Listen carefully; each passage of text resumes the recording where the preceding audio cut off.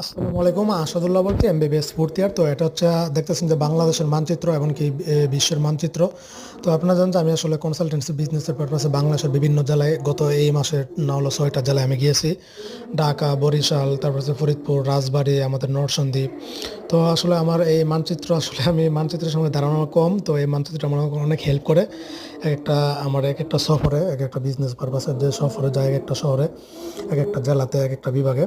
তো আমার মেডিকেল হোস্টেলের আমার রুমে এখানে দেখতেছেন যে আমার বইগুলি, আমার সাহিত্যের কর্নার, এমনকি আমার মেডিকেলের বই টেবিল আর মানচিত্রটা এখানে দেখতেছেন। তো আসলে মানচিত্রটা আসলে অনেক উপকার হয় আমার। আর হয়তো গুগল ম্যাপ আছে, কিন্তু এই মানচিত্রটা আসলে আমি মুখস্থ করতেছি।